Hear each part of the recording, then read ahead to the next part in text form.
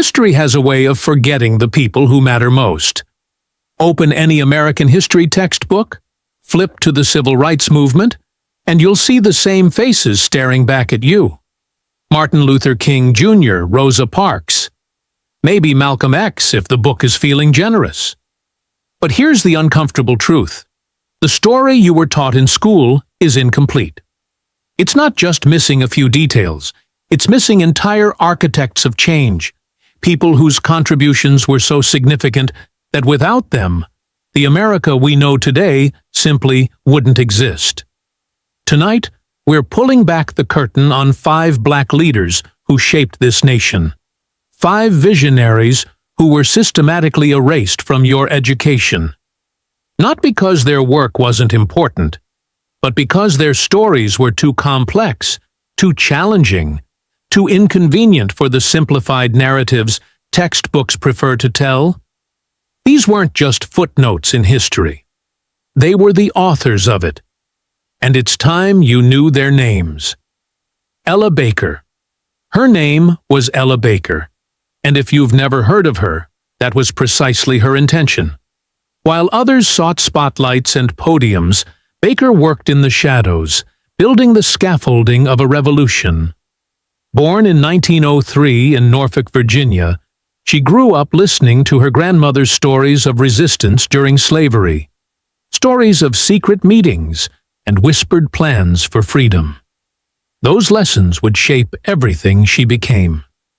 By the 1940s, Baker was already a force within the NAACP, traveling across the South, often alone, organizing branches in towns where the Ku Klux Klan outnumbered black voters. She knocked on doors, sat in living rooms, and convinced ordinary people that they had extraordinary power. She didn't believe in saviors. She believed in communities saving themselves. In 1957, when a young preacher named Martin Luther King Jr. needed help organizing the Southern Christian Leadership Conference, it was Ella Baker who did the real work. She set up the office, coordinated between churches, and built the infrastructure that would become the backbone of the civil rights movement. But Baker quickly grew frustrated. The SCLC was dominated by male ministers who loved the sound of their own voices, who saw leadership as standing above people rather than standing with them. Baker had a different vision. In 1960, when 4 college students sat down at a Woolworth's lunch counter in Greensboro, North Carolina, sparking a wave of sit-ins across the South, Baker saw an opportunity. She organized a meeting at Shaw University, bringing together student activists from across the region. Out of that meeting came the Student Nonviolent Coordinating Committee, SNCC, and it would become the most dynamic, fearless organization of the entire movement. Baker insisted that SNCC remain student-led, democratic, and decentralized.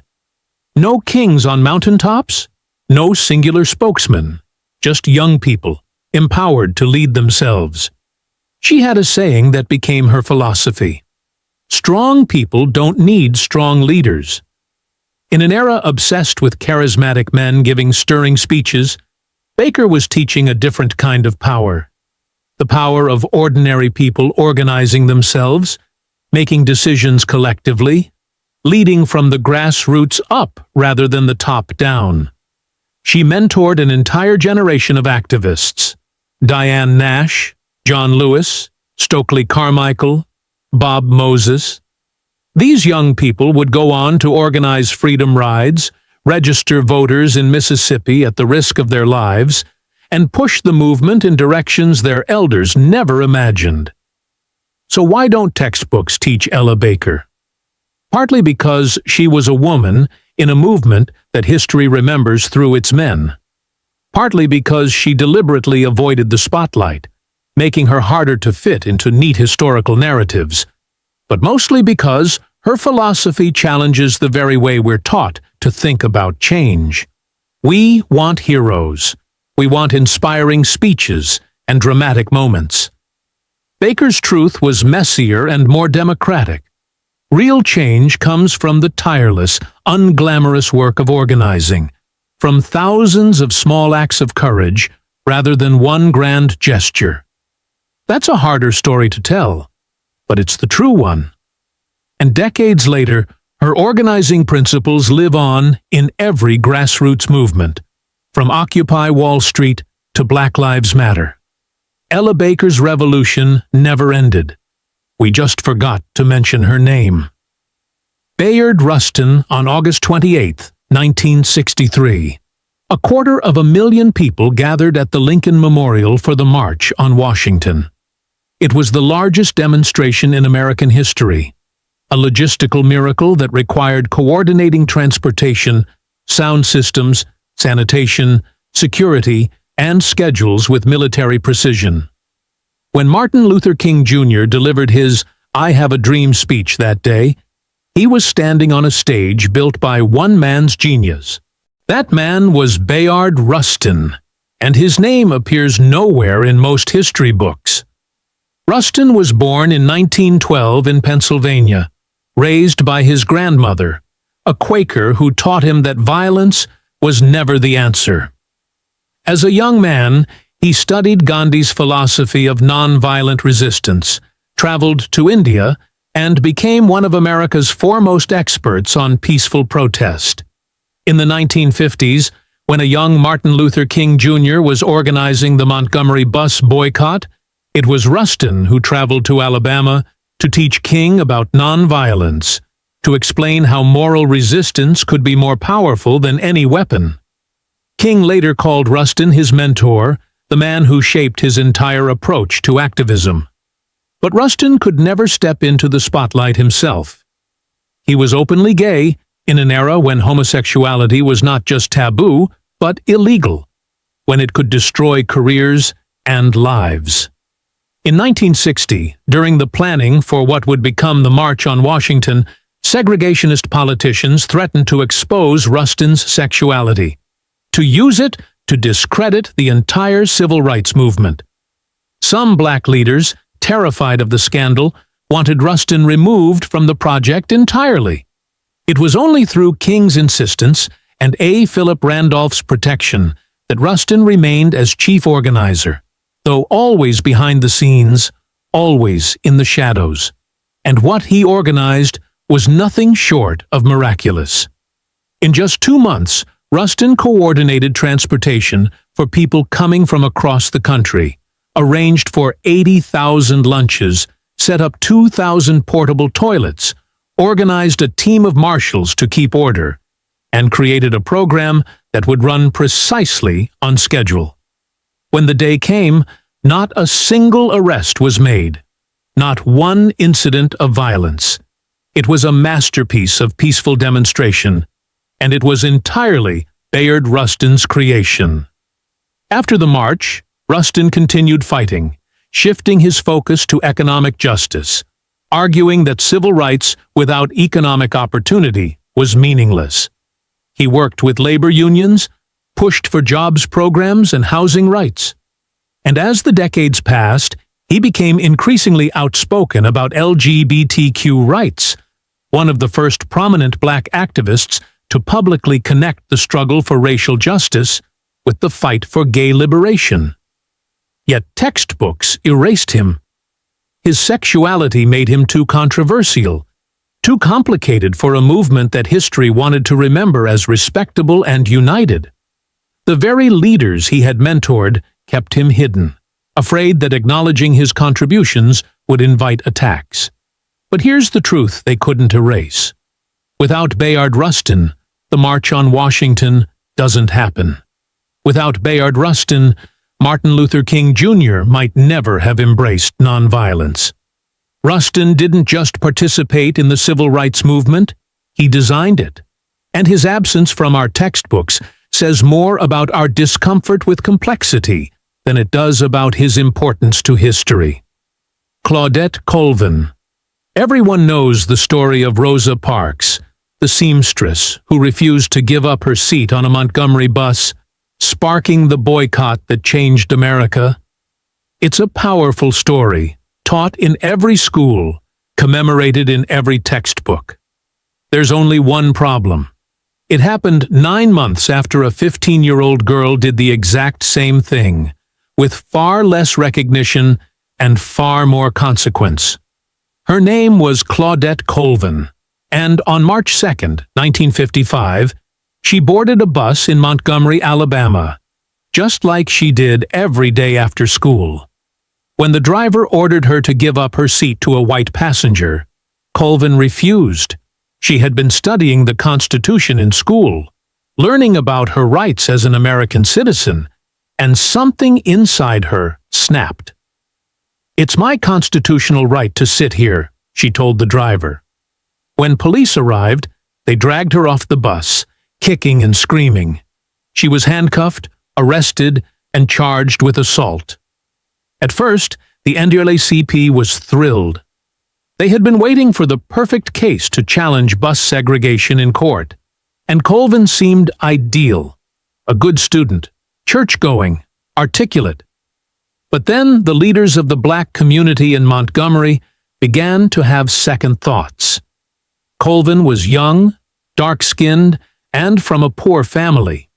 And worse, in the eyes of the respectable middle-class activists leading the movement, she became pregnant shortly after her arrest. She was unmarried, a teenager, not the symbol of respectability they wanted to present to white America. So they waited. And 9 months later, when Rosa Parks, a trained activist with the NAACP, a light-skinned, middle-aged, married woman with an impeccable reputation, refused to give up her seat, the movement finally had the face it wanted. Parks became the symbol. The boycott that followed became legendary, and Claudette Colvin was forgotten, reduced to a footnote, if she was mentioned at all. But here's what the textbooks leave out. When the case challenging bus segregation, Browder versus Gale, finally went to court, Claudette Colvin was one of the key witnesses. At just 16 years old, she stood in federal court and testified about the humiliation and injustice of segregation. Her testimony was crucial. The court ruled in favor of the plaintiffs, declaring bus segregation unconstitutional. Colvin had won, but history gave the credit to someone else. She spent the rest of her life in obscurity, working as a nurse's aide in New York, watching from a distance as the civil rights movement she had helped spark celebrated other heroes.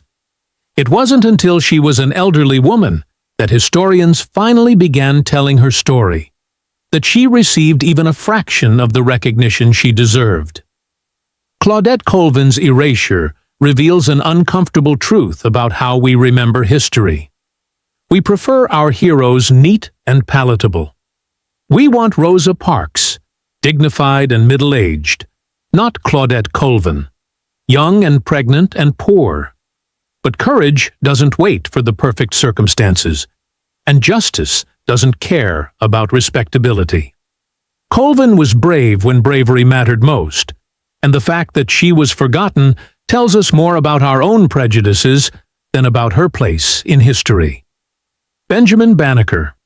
In 1771, in a time when most black Americans were enslaved, when the very idea of black intellectual achievement was dismissed as impossible, a 40-year-old man sat in a cabin in Maryland and built something remarkable with his own hands.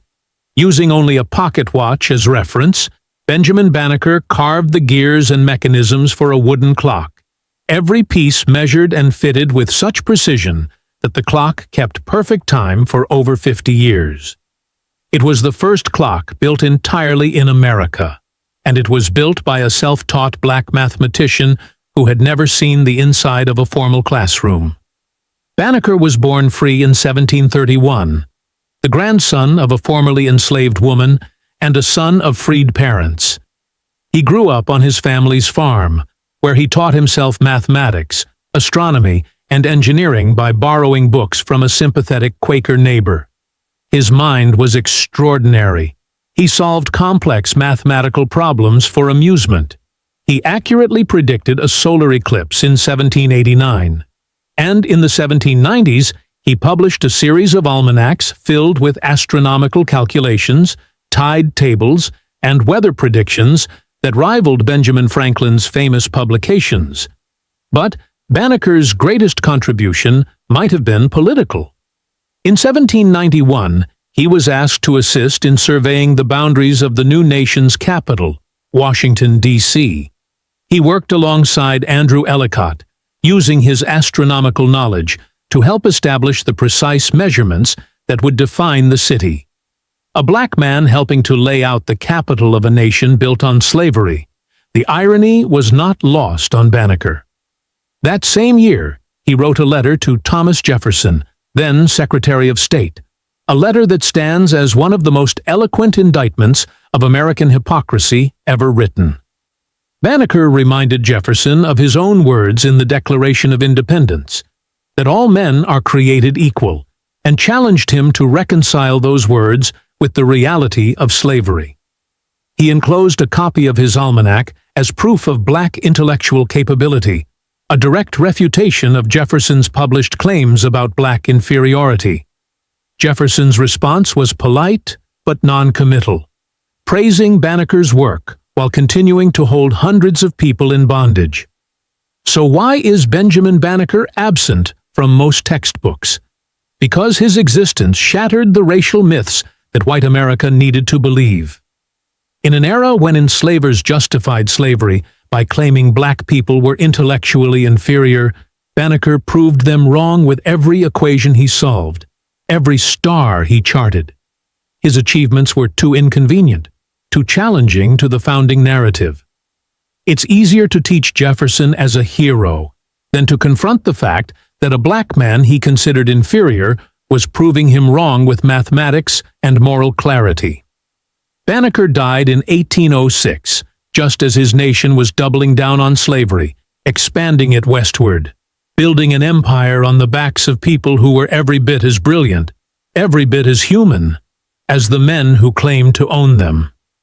His story is a reminder that black excellence isn't new, that it has always existed, even when history tried to bury it. Dorothy Height, on August 28, 1963, at the March on Washington, no women were allowed to speak from the main podium. Not one. The march was organized by men, led by men, and when it came time to address the crowd, only men were given the microphone. This despite the fact that women had been organizing, strategizing, and risking their lives for the movement from the very beginning. One woman in particular had been fighting for civil rights longer than most of the men on that stage. Her name was Dorothy Height, and she had been leading the charge for justice for over 20 years by the time the march took place. Height was born in 1912 in Virginia, and from childhood, she understood the intersection of racism and sexism. She was accepted to Barnard College with a scholarship, only to be turned away when she arrived because they had already admitted their quota of 2 black students for the year.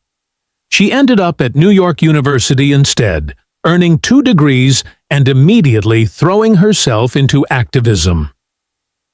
In 1937, at just 25 years old, Height met Mary McLeod Bethune, the legendary educator and activist, and Bethune recruited her to join the National Council of Negro Women. Height would go on to lead that organization for 40 years, from 1957 to 1998, making it one of the most powerful voices for black women in America.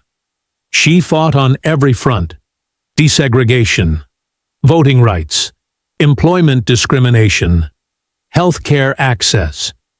She organized the wedge between the civil rights movement and the women's rights movement, arguing that you couldn't have one without the other, that liberation was meaningless if it only freed half the population. Throughout the 50s and 60s, Height worked alongside King, alongside Wilkins and Young and Randolph, strategizing, organizing, fundraising. But when the cameras turned on, when the history books were written, her contributions were minimized or erased entirely. She wasn't invited to speak at the March on Washington. She wasn't included in the famous photographs of civil rights leaders meeting with presidents. Sexism, even within the movement for justice, kept her and countless other women in the background. But Haidt never stopped. She continued organizing through the 70s, 80s, and 90s, bridging generations of activism. She lived to see the election of Barack Obama, the first black president, a moment that seemed impossible when she had started her work 70 years earlier. In 1994, she finally received the Presidential Medal of Freedom, recognition that came decades too late, but proved what she had known all along, that the work mattered even when no one was watching. Dorothy Haidt's absence from textbooks reflects a deeper problem with how we remember the civil rights movement. We remember the speeches, the marches, the dramatic confrontations. We don't remember the decades of organizing, the committee meetings, the fundraising, the strategic planning that made those dramatic moments possible. We don't remember the women who did that work, who held the movement together even as they were excluded from its leadership. Haidt's story forces us to ask, whose contributions do we value and whose do we ignore? 5 leaders. 5 stories your textbooks chose not to tell. Ella Baker, who believed that strong people don't need strong leaders. Bayard Rustin, whose genius was hidden because of who he loved. Claudette Colvin, whose courage came too early and from the wrong kind of body. Benjamin Banneker, whose brilliance threatened the lies that slavery depended on. And Dorothy Haidt, who fought for justice for 70 years while history looked past her. What connects these 5 isn't just their erasure. It's why they were erased. They complicate the narrative. They challenge the myth of the singular great man, the hero who saves the day. They remind us that change is messy, that it comes from the margins, from people who don't fit neatly into textbooks, from organizing rather than speeches, from lifetimes of work rather than single moments of glory. Their absence from our education isn't an accident. It's a choice, a reflection of what we find comfortable and what we'd rather forget. But history isn't comfortable. Real history is complex and challenging and often uncomfortable. It includes gay men and teenage girls and women who refused to stay quiet, and black geniuses who proved racism was a lie. The question now is what we do with these stories. Do we continue accepting the sanitized version of history we were taught, or do we seek out the fuller, truer, more complicated story? Because for every name in this film, there are 100 more who have been forgotten, whose contributions were just as vital, whose stories are waiting to be told. History isn't finished. It's still being written, still being fought over, still deciding who gets remembered and who gets erased. These 5 leaders didn't wait for textbooks to validate them. They did the work anyway. They changed the world anyway. And now, finally, you know their names.